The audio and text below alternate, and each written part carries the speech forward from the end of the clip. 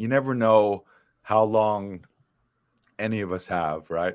And it's emotional to talk about it, but we all expect and we all hope the best that we're going to live 80, 90 years. Um, so just realize that life is precious. Realize that life can be much shorter than you think. And quite honestly, all of us have way less time than we think. So I think there's not to act from a negative place or from a fear-based place, but I think the opposite is a love-based place, knowing that life is precious, life is fleeting.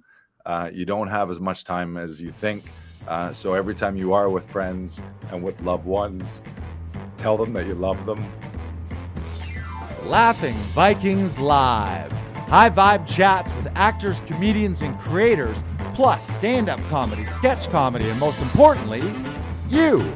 That's right, join us every Monday for new episodes, and you can be a part of the show on Facebook Live, YouTube Live, and Twitch. Ask questions and interact in the comments, and make sure to share this with your actor, comedian, and creator friends so they can be a part of the show too. Can't make a live show? No problem. You can catch up on your favorite podcast platform and visit laughingvikings.com to find out how you can join the cast and crew. All right, it's time for today's show. Buckle up and make sure you stick around to the end because we have a special surprise for you. All right, ladies and gentlemen, it is Laughing Vikings Live. Happy Monday Fun Day. Let's go.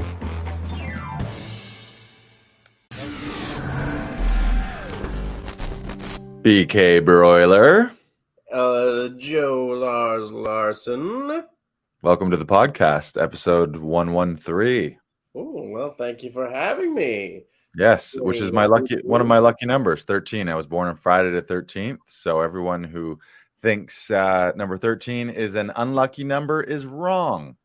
Well, it is Lars, a lucky number. I was also born on the 13th. Oh, yeah, you're March 13th, aren't you? I am March 13th. It was a Wednesday, but it's still a Wednesday. 13th. Back in the day, which was a Wednesday. Yes, Well, still the 13th. Yep. Well, welcome.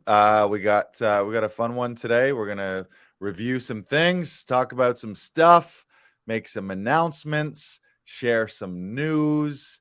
Podcasts. You know how podcast works.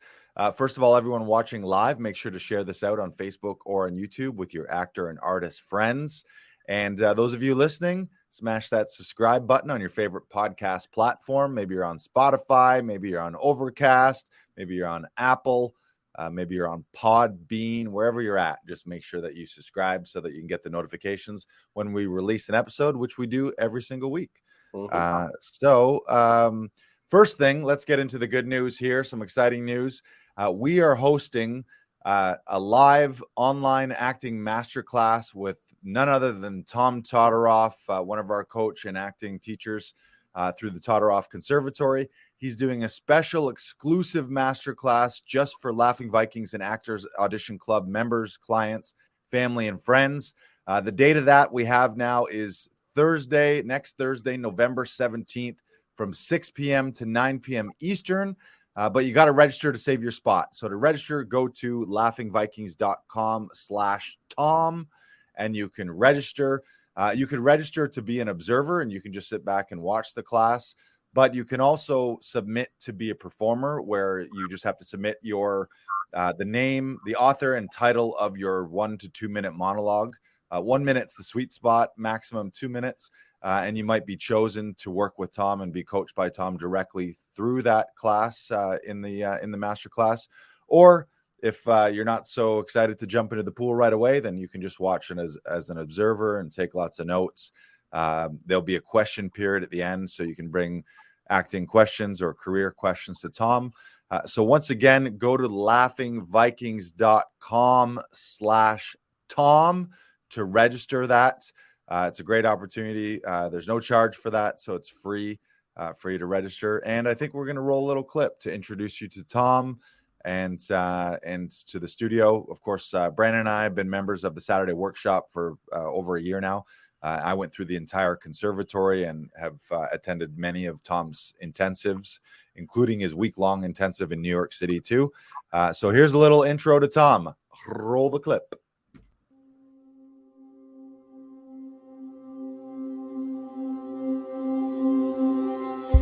In my life, I've been fortunate to work in film, television, theater, music, and sports.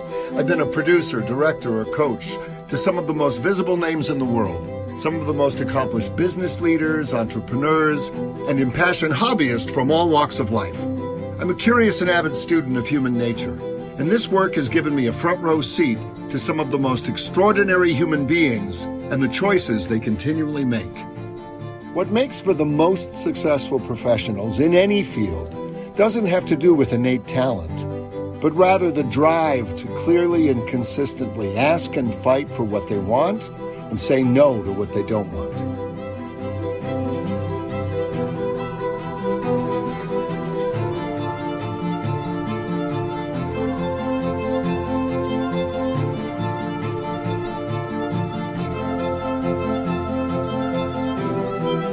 And they always do their best. The most direct route to success and self-love is to make a series of commitments and keep them no matter what. Demonstrate craft and commitment in a way that exceeds all of your competitors. That's what we're talking about here today. Write down this equation. Craft plus commitment equal confidence and career. What inspires personal communication? Passion. Love of what you're doing. Because if you truly love someone or something, you'll spend all the time in the world on that person or that pursuit. Love takes time and love makes time. So if you want to know what or who you really love in this life, just look at where you put your time.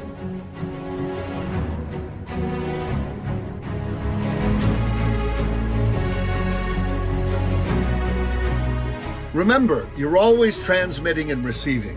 When you're truly passionately prepared, you're transmitting love. When you're not, you're transmitting fear.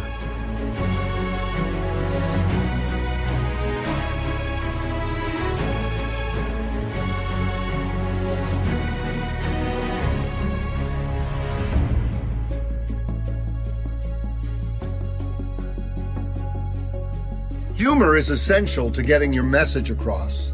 Why? Ever heard of someone ending a relationship because their partner was too funny? Humor gives us respite from overthinking, and geopolitically it's never been more important. It's impossible to laugh at something and think of your troubles at the same time. Laughter brings us to the now. Careers are built on clear, caring, passionate communication, and communication is storytelling.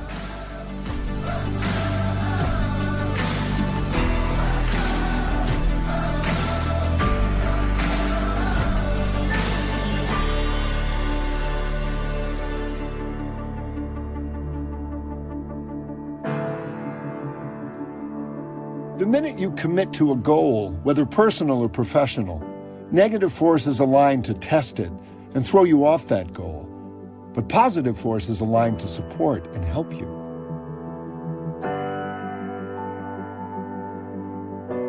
The important thing is not to take life personally. Life and gravity happen to all of us. It's all just a test of how committed you truly are. This is the art of showing up.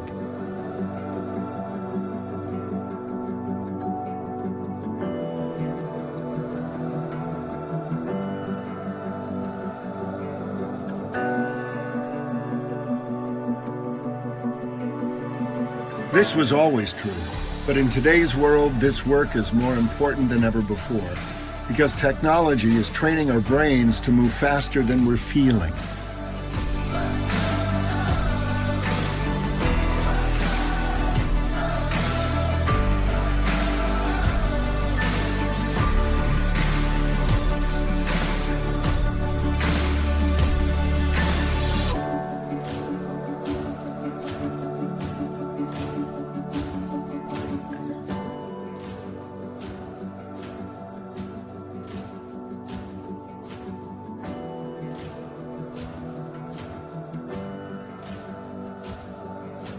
Well, these are some of the elements of the physics of performance. When you learn how to employ these elements and bring these skills to every audition, rehearsal, and performance, your relationships will change, and so will your career.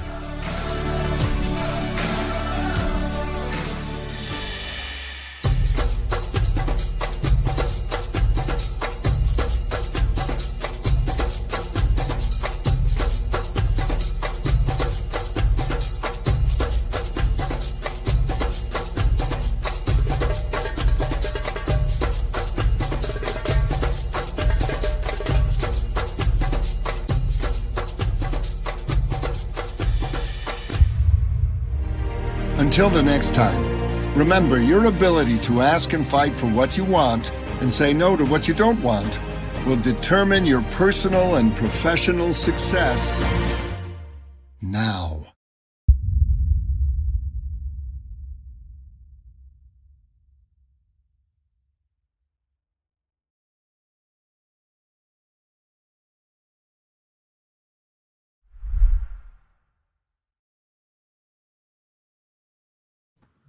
Boom. There you have it. Always end with the shot of the dog.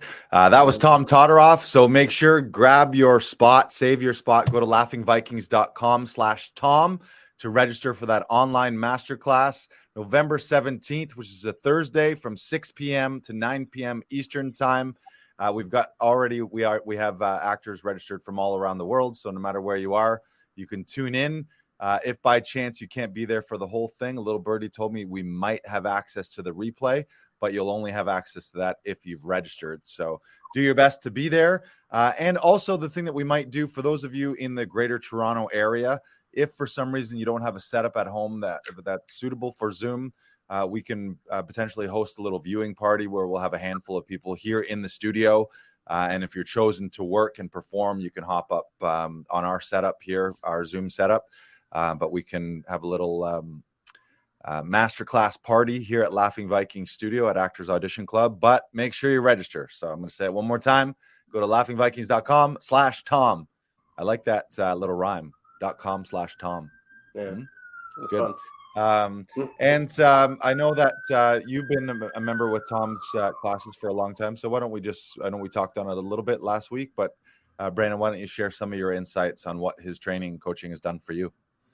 His training and coaching has gotten me back to the fun of performing and enjoying it and giving myself the best and easiest way to get into a character and the best and easiest checklist to get anything done fast and efficiently, and again with a lot of play and a lot of fun.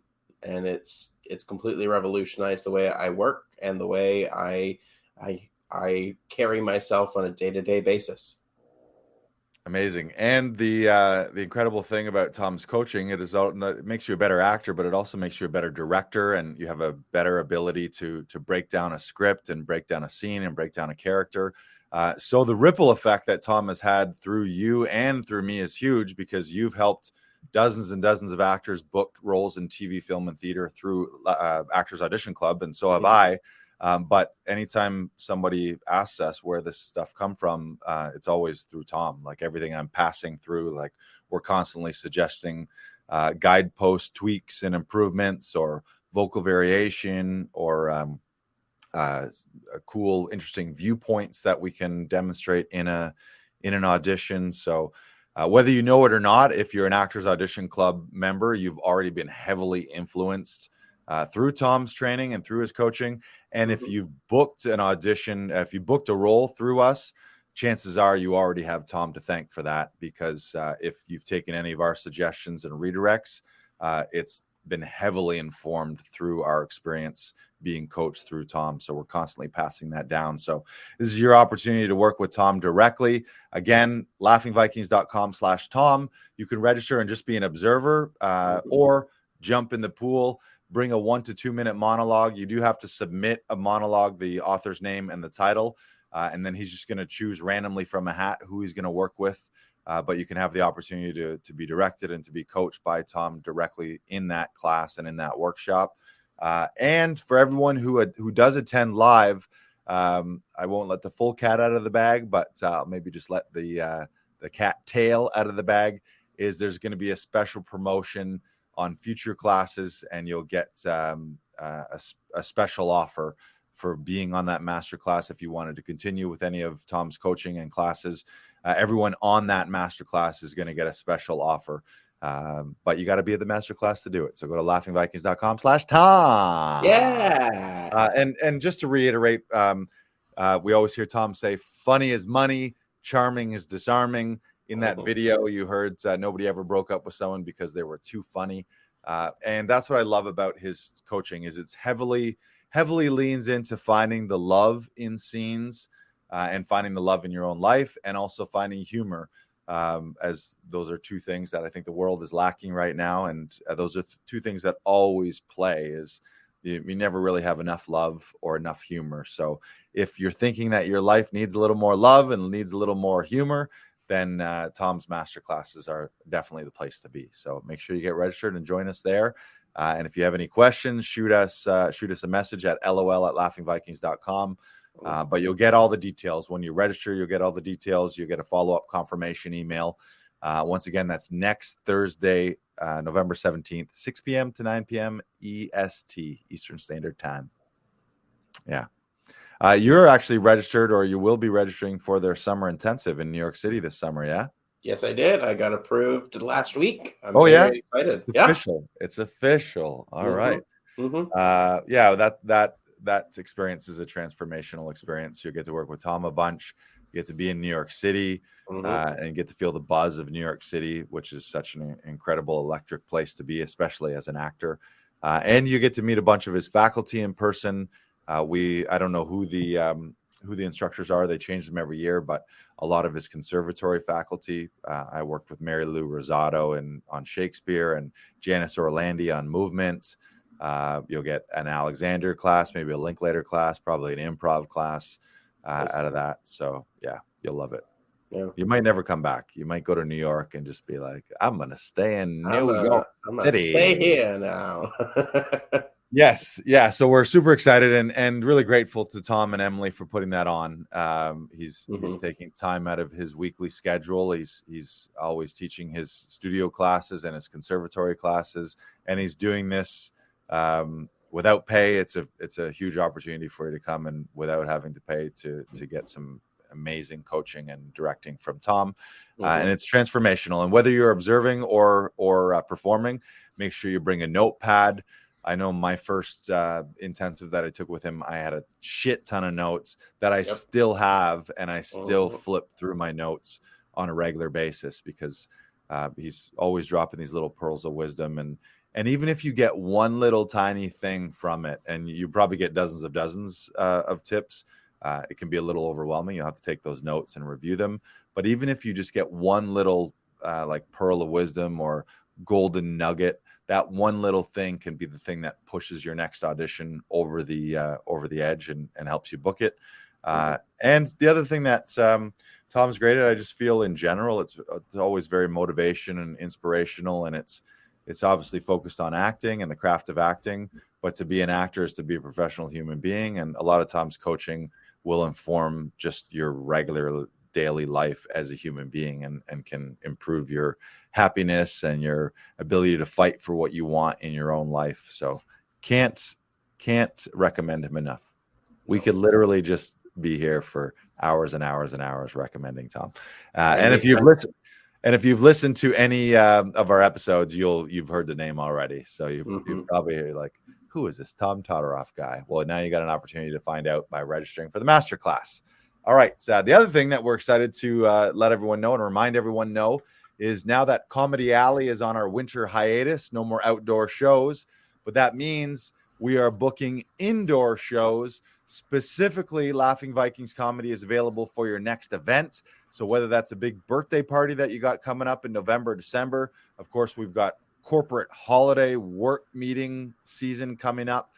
So if you got a big workplace corporate event coming up, you can book Laughing Vikings to perform at your event. We can customize those events. You can choose between 30 minutes up to an hour, 90 minutes.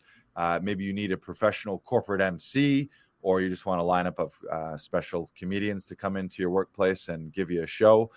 We are available. Also, charity fundraisers is a great opportunity. So if you have a sports team or a charity where you're looking to raise some money, well, a great option for that is to book some pro comedians, and then you can sell the tickets. And maybe you make 50-50 raffle tickets, or have different draws and fundraisers at the event, or maybe something like a Stag and Doe coming up. So in order to book us, we don't have a special link, but you can go to our contact at laughingvikings.com.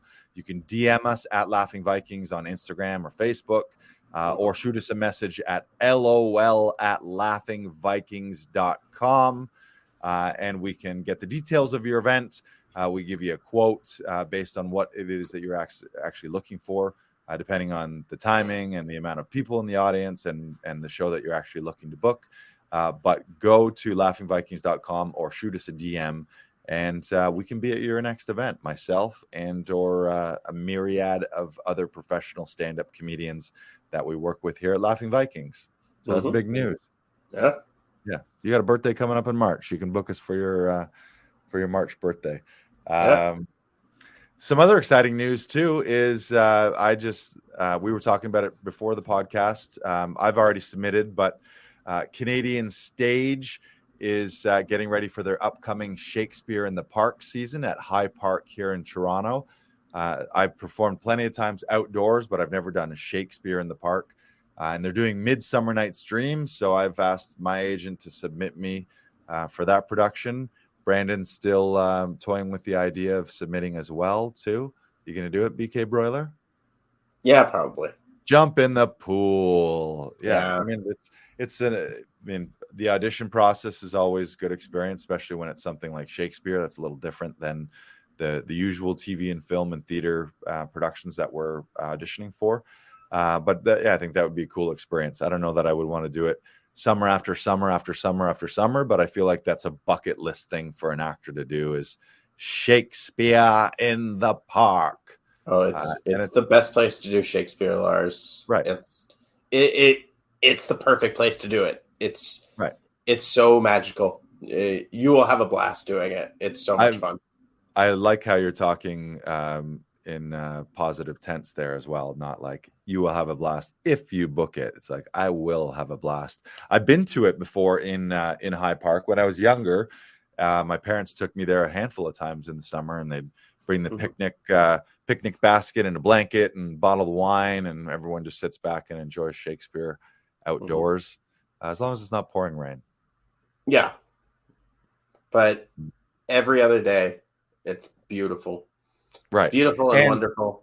Yeah, Midsummer Night's Dream, I believe, features a fairy king and queen, and I think they have control over the weather. So I think the fairy king can just pray to the fairy weather gods and have them shut off the rain. So that's one of the good. You don't even need to pray to them because you're a god also. Like you're just the guy. No, right? Yeah, you're just stop. Rain, stop now. Boom. Yes. So excited for that. The other thing we should just let people know is a reminder that if you need help with your auditions, we can hook up with you via Zoom or in our studio. To book that, you can go to laughingvikings.com/auditions. And what do we do here? We help actors shoot professional auditions without stress, without bugging your family member and friends, without having to worry about tech troubles, so that you can just focus on your craft and elevate your performance and book more roles in TV, film, theater, commercials. So you can do that at any time by going to laughingvikings.com/auditions. If you are a member, of course, you're going to get a preferred pricing. If you're not a member, you can still book a one-off. But if you're not a member, you can join the wait list. So if you go to laughingvikings.com/join, you can join the priority notification list, and you can be the first notified when we do open up the doors to Laughing Vikings Actors Audition Club, so that you too can learn the strategies that today's top working actors are using in their audition process to book more roles in TV, film, theater, commercials. We will be expanding. We will be opening our doors once again towards the end of the year. And if you're on that list, you'll be the first to be notified before we open it up to the general public. And depending on how many spots we want to make available, maybe we'll just open it up to the wait list and we won't even go public with it. But if you want to hear about that, you got to be on the list. So laughingvikings.com/join to hop on that wait list. Now, something I wanted to share today. we got some sad news about a friend of Laughing Vikings and a friend of the studio, Robert Michael Malcolm II, aka Big Bob, aka Giant Bob, sadly passed away at the far too young age of 40. We found it out last week. Actually, it was a crazy experience how I found out. I was out with some friends on Halloween Saturday, which I guess was the 29th. And Bob bounces at a local after hours club in Toronto. And we were really close to that area. And I was with another friend of his, Steve Hobbs, who's a fantastic actor and comedian. And I happened to bump into him, Steve, and we were real close. So we were like, why don't we go over to the after hours and say hi to Bob? I hadn't seen Bob since early pandemic. And we got to the door and I was like, hey, is Big Bob working here tonight? And the other bouncer that was there said, actually, Big Bob died of a heart attack last night. So it was such a crazy, surreal experience to be in one of Bob's home away from homes, expecting to see him. I had texted him on the way too, like, hey, Bobby, you're going to be working tonight? We're going to pop by and say hello.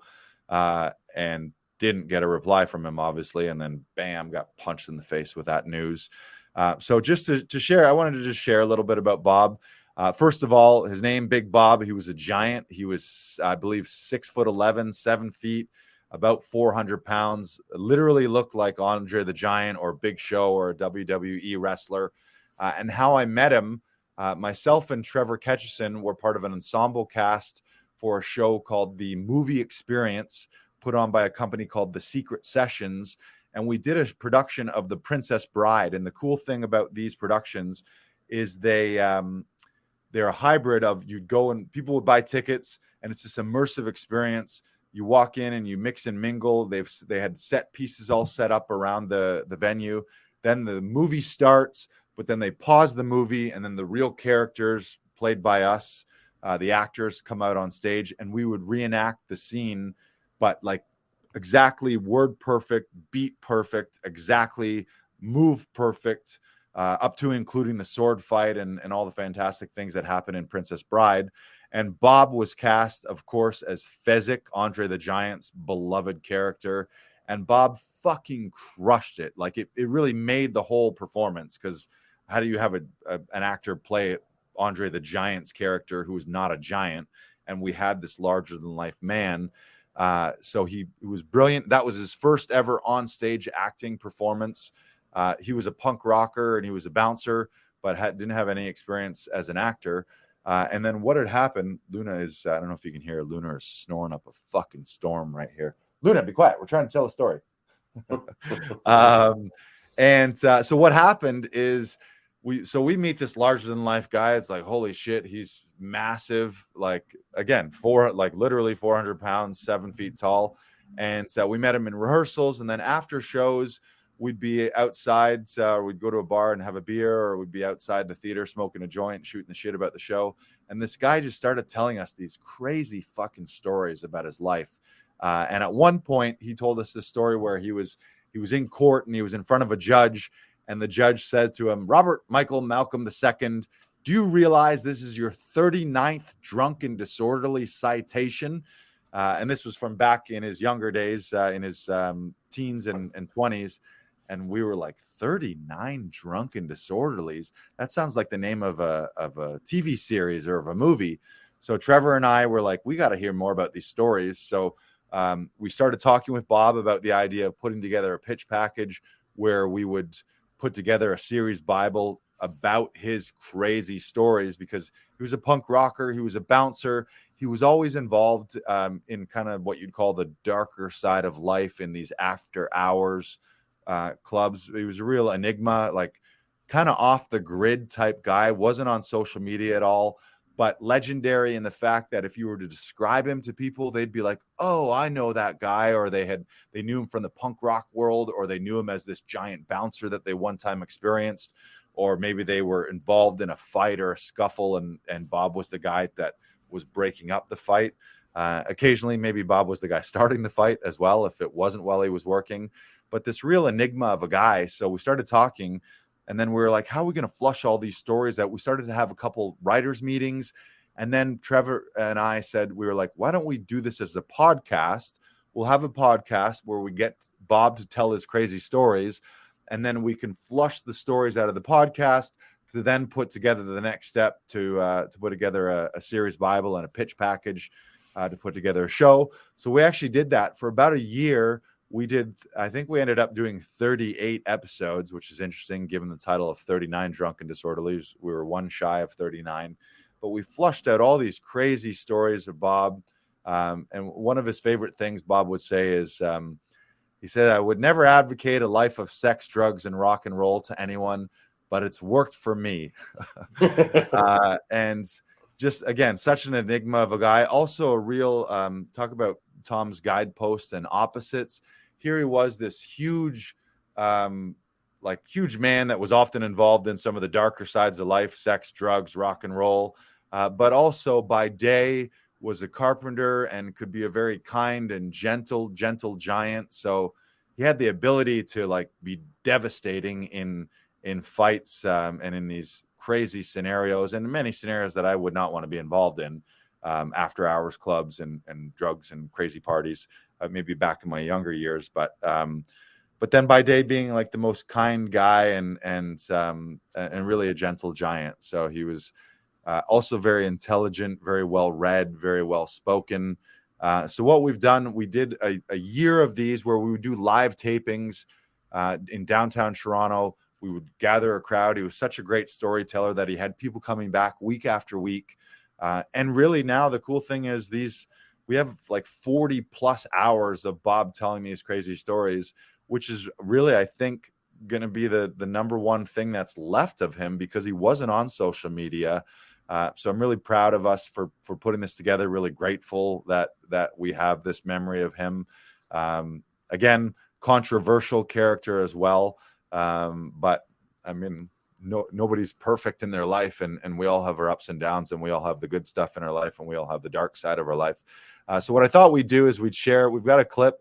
It's kind of an extended story. It's about a 15-minute clip, but it's Bob telling a story called The All-Night Traveling Flea Circus. And you'll get a glimpse of Bob. And for those who didn't know him, just an opportunity to see a crazy glimpse into this larger-than-life legendary character. So, but here is Giant Bob, a.k.a. Big Bob, a.k.a. Robert Michael Malcolm II.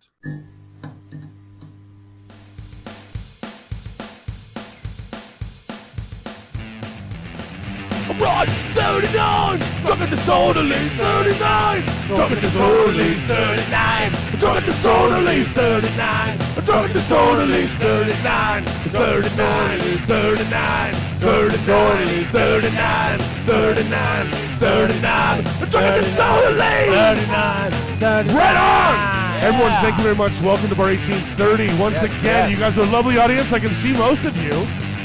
Yes, indeed. Well, we're here again for one more episode. You buckled in? Blow my mind. All right.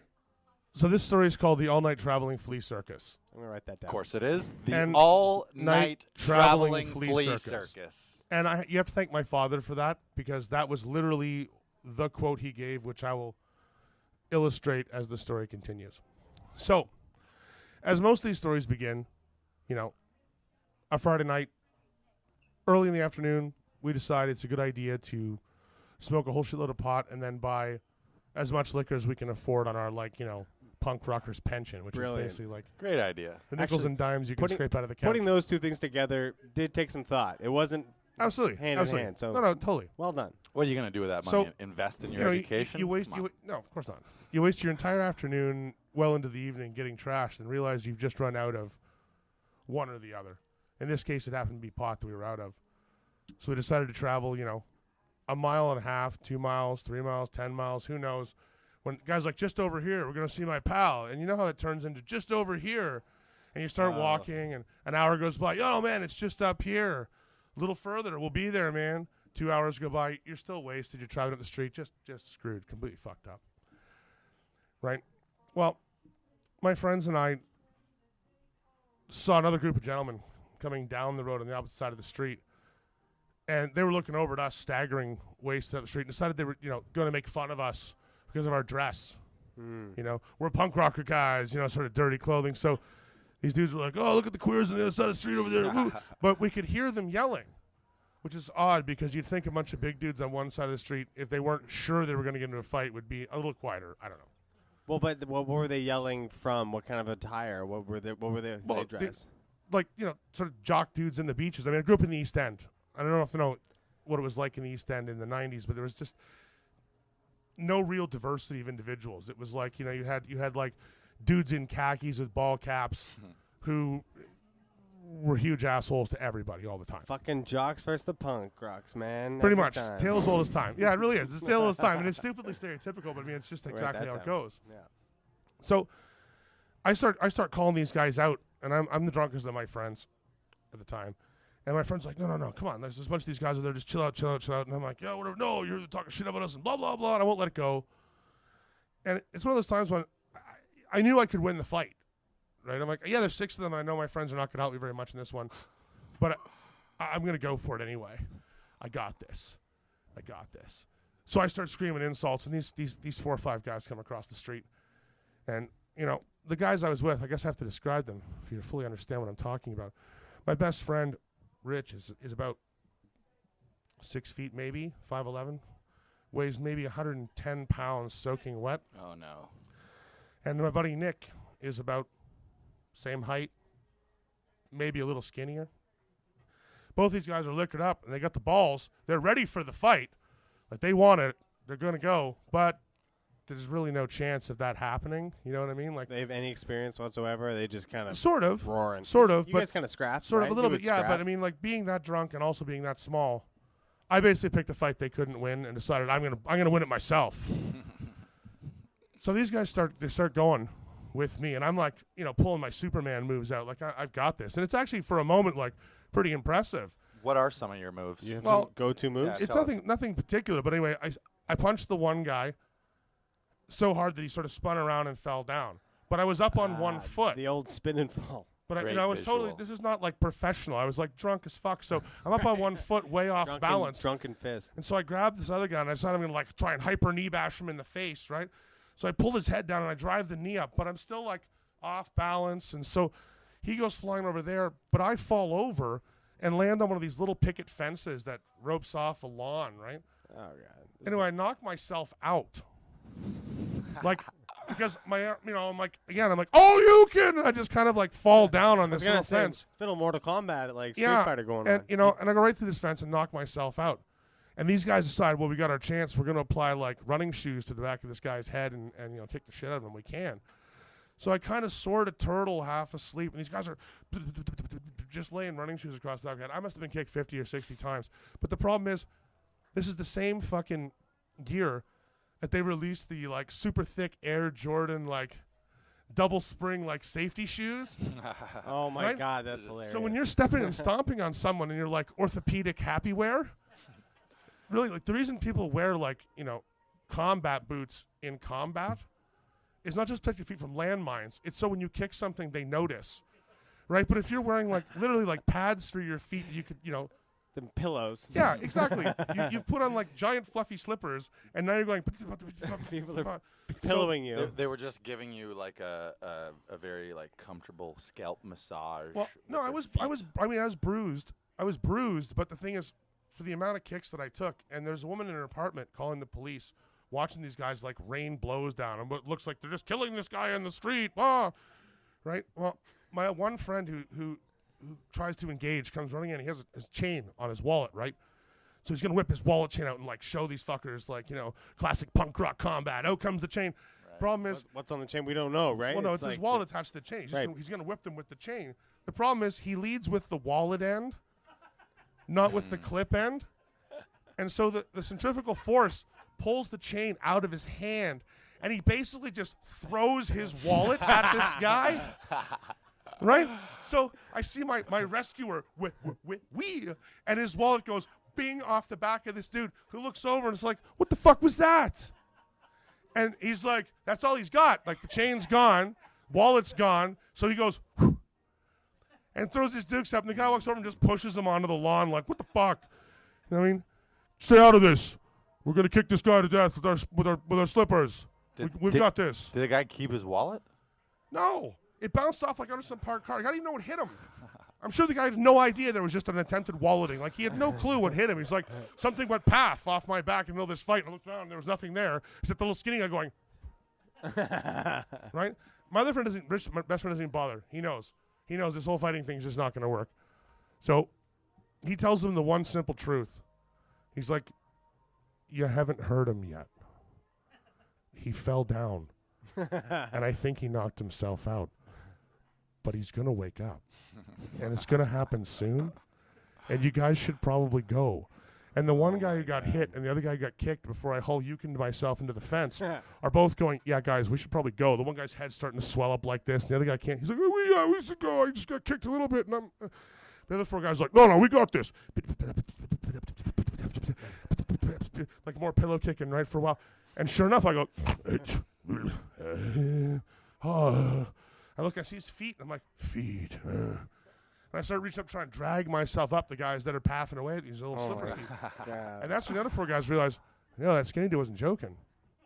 Like, this dude's waking up. And we didn't hurt him at all. Like, he fell down and went to sleep because he's drunk. He's going to get back up. Something's going to happen. So they bolt into this ravine off of Kingston Road and take off. This is a big series of ravines that runs from, like, the Danforth all the way to Lakeshore and, like, beyond. You know what I mean? So these guys bolt in this ravine.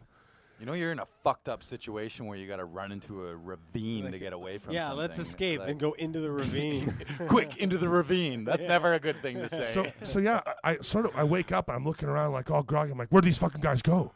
Where'd they go? And my buddy, they look at each other and they're both like, hey, we're spent, we're done, we're not doing this. They're like, yeah, they jumped into a cab and they fucked off, man. They're gone. Like, they're nowhere nearby. You couldn't possibly catch them. They're not around here at all. They're gone. Like, don't try running through the ravine or anything. They're not there. Like, don't worry. This not going to happen. As he points towards the ravine, don't go. I swear I swear they're not down there. But luckily for them, like I said, I was mashed, and I'd already fallen down and gone to sleep once. So I was like, okay, I believe you, but I'm still super angry. So I start yelling.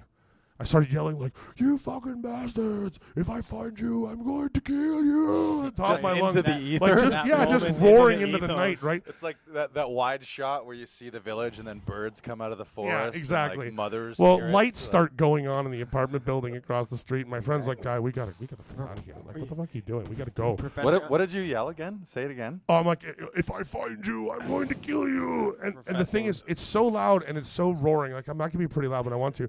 That I know now, knowing that these guys had just run into the ravine like 200 yards behind me, they could all obviously hear me. So they're running through the bushes in the middle of the night like, oh shit, there's a giant guy out there. If I find you, I'm going to kill you. And they're like, oh shit, like, shh, bushes in the face. We paffed him for a while. Now he's going to kill us, right? So you getting this, animators? That's what we're doing right now. We carry on. We carry on to our destination of Buddy's pot dealer. 10 million miles away. This is all on the journey for pot, by the way. Yeah, literally. We just wanted to go and smoke some dope, man. And they say dope never hurt anybody, and it didn't. Stupidity hurt people. And it was the lack of dopes, because you had no dope. So all of a sudden, this ambulance pulls up along behind us as we're walking along, right? Now, I don't realize this, but I split my face open on this little fence when I landed on it, and I've been bleeding for a while. What a self-destruction. Yeah, it was completely ridiculously one-sided, me hurting myself and then being mad about it. And while trying to fight 6 So these medics show up and they're like, excuse me, we had this 911 call. There's like some incident here with like violence and stuff, and you look like you might be injured, sir. And I'm like, I'm fine, go away. It's like my face is completely caked in blood. I'm like, I'm fine, just fine. And the police show up with right after the ambulance. They're like, no, you don't look like you're fine. We should have a chat. And I was working as a mall security guard at the time. And I don't know how I thought this was going to defend me from prosecution, but I whip out like my mall security license, and I'm like, I don't need your shit. I'm a security guard. And my friends are like, he's a little upset. Like he fell down and he fell and hit his head. Yeah, he fell down and hurt himself. Like he's fine. Like, well, do you need to ride to the hospital, sir, to get medically checked out? I'm like, no, I think I'm fine. I've walked this far. I haven't died. I think I'm cool. Like it's good. Give me some wet naps. I'll be on my way. And the guy's like, well, was there an altercation of some kind? And my friends are like, no. And I'm like, no. And they're like, well, we have like 35 witnesses in this apartment building across the street down there that disagree with you. So what's up? What happened? I'm like, these guys called us queer and tried to fight us. They're totally intolerant. We had no choice. We had to fight back. And the cop's like, that sounds rehearsed. And I'm like, no, it just makes sense, doesn't it? Right? So they let us go. I mean, he's like, again, here's some wet naps. Like, beat it, fuckos. Like, you don't have a concussion. There's no stitches required. You fell on a fence, and like no one's actually lying in the street hurt anymore. You're just yelling at people, and you're a security guard. So carry on, you know. And we get to my buddy's dealer's place, and his mom opens the back door because that's how it always works, right? You knock on some shady door, and some middle-aged woman opens the door. Johnny, yeah, he's in the basement. Yeah, I'll get him. You know what I mean? So they knock on the door opens. She's like, "What the fuck happened to your face?" You listening, Tarantino? And I was like, yeah, I fell on a fence, blah, blah, blah. So anyway, I got home, and apparently the police had taken my information. They called my mother and had been like, yeah, your son apparently got kicked in the head like 56 times and blah, blah, blah. So I walk in all wasted, like 4 o'clock in the morning, like expecting just to go straight to bed. Like, yeah, this is a stupid night. I was retarded. Like, let's just end this. And she flips out. She's like, you have to go to the emergency room. You might have a concussion. Like, we are not sitting in this house when you, like, look at you and blah. I'm like, I fell on a fence, Mom. Like, it stabbed me in the face. Just a fence. Right? No big An deal. old fence stabbing. No big deal. She's like, no, you are going to the emergency room. So I spent 7.5 hours in the emergency room to get told you don't have a concussion and you're really drunk. And I'm like, I could have answered both of those on my own. Right? That's the worst part of the story, for sure. And so the reason the story is called The All-Night Traveling Flea Circus is like, my mom and dad were separated. When I got to my dad's place the next week, he'd heard the whole story from my mom in irate tones over the phone. And so she's like, you sit this boy down and you straighten this shit out. Like, if he's going to be wandering around all night fucking wasted. So he goes, son, if you're going to be the protectorate of the all-night traveling flea circus, at least be sober enough to fight. Oh. And, you have to understand, my dad's like one of my heroes. He's a complete pacifist. He does not fight. He's totally chills. He's the 100%, carpenter. Yeah, 100% relaxed. But when he has wisdom about how to survive on the street, he's not joking. He's like, seriously, you're just retarded. Like, you were way too drunk. I think maybe it's time you drank a little bit less and we're a little more responsible. But the way he put it was just so perfect. If you're going to be the protector of the all-night traveling flea circus, at least be sober enough to fight. And I was like, that's hilarious. And the keyword there, sober enough. Enough. Yeah. He didn't say abstinence is best. He was just like, somewhere down the line, this was obviously out of control and you knew it. You know what I mean? And yet we're still here with your mother calling me on the phone being like, concussion, and like, Hey, but like radio, you do it to yourself, right? Absolutely. Fuck those other guys. Absolutely you do. So, yeah. I mean, those are lessons. When you're going to pick a fight, remember, even if you think you're protecting other people, like I picked a fight for the three of us. I was like, I got this. I got this whole fight. And meanwhile, the fight was me and a small picket fence. You know what I'm saying? And then my temper and random neighbors and not going to prison, right? Like, that was great. Like, that was the real fight was against my own ignorance at that point, and the way my father burnt that one down, I always thought about that later under stupid circumstances. I'd be like, was I sober enough to fight? And I was like, yes, I was. You know what I mean? It was like, and I know that's not the moral of the story I was supposed to get out of that. Like, I really know that wasn't it. Like, I'm sure there was more meaning to it than that. But that's the meaning that in the moment I'm like, yeah, I'm sober enough. All right. Yeah. There you have it. There's a little dose of Giant Bob. Rest in peace, Robert Michael Malcolm II. Mm-hmm. Yeah, it's sad to see him go. And the interesting thing about him is he was always one of those guys. You sometimes meet these kind of people where their whole ethos and being is one of not expecting to live to old age. Like, he was like, he almost felt like he was lucky to he was in many ways lucky to be alive as long as he can. He'd been stabbed 3 times. Was constantly around violence, usually as a bouncer. Oddly enough, for such a big giant beast of a man, he was mostly spending his time as a peacekeeper, and he was a great bouncer and always making sure that people were there to have a safe time. And when he needed to step in and throw an idiot out, he wasn't afraid to flex his muscles and be involved in that. But also just a great storyteller, as you can see. If you want to check out more, you can go to YouTube at 39 Drunken Disorderlies. There it is. Thanks for sharing that. Or just Google 39 Drunken Disorderlies on YouTube. You can hear more of his crazy stories. Just a couple quick things to share. he was so fucking huge. He was this giant, like he was a giant. He was 7 feet tall, 400 pounds. And I'm not a small man. I'm like 6'3", varying between 220 and 250, depending on how in shape or out of shape I am. And he'd give me a hug, or I'd see him and I'd greet him. And never before has any man made me feel more like a baby, because I would give him a hug and my face would be like in his bosom. And I just feel like this tiny, tiny guy.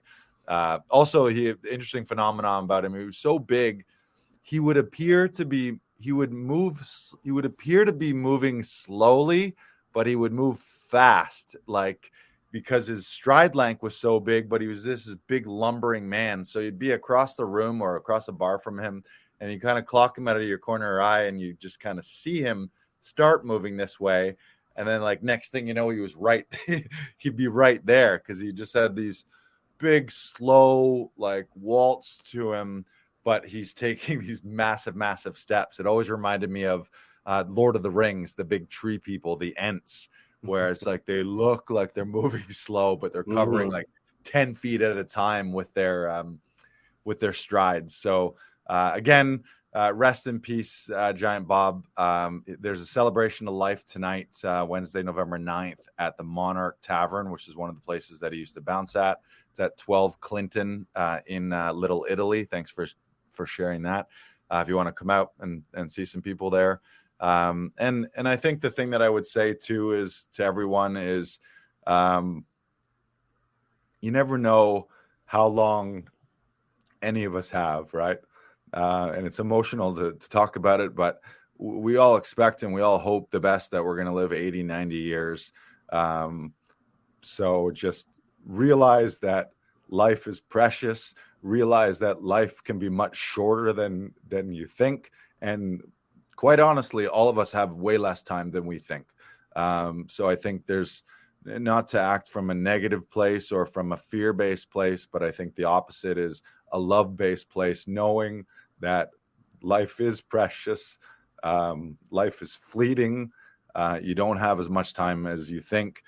So every time you are with friends and with loved ones, tell them that you love them, say thank you, and be grateful for the time that we have, and celebrate the time you have. And I, like I said, I didn't see that guy. It was a brief part of my life for a year or two where we spent a ton of time, and then we didn't spend much time over the pandemic. We didn't agree on everything either. Like, he had many life views and some political views that we didn't agree on. But I didn't know at the time, back in the early pandemic, that I would never spend time with him and be in person with him. So, and that's something that I do regret. So just, spend time with people and do your best to enjoy your life. And you never know how long you got. So use the time that you have, and just understand that life is precious and life is fleeting. Mm-hmm. Yeah. Also. Yes. So one more time, raise them up for Giant Bob. You can join the celebration of life. A couple review notes. Make sure to register for the masterclass at laughingvikings.com. Like, comment, share, subscribe, but mostly love your family, love your friends, love your loved ones, and enjoy every minute of it. Yes. And speaking of that, love you, buddy, Brandon. Love you too. Yeah. All right. All right. Thanks, everybody. Thank you for joining us this week. Goodbye. Goodbye.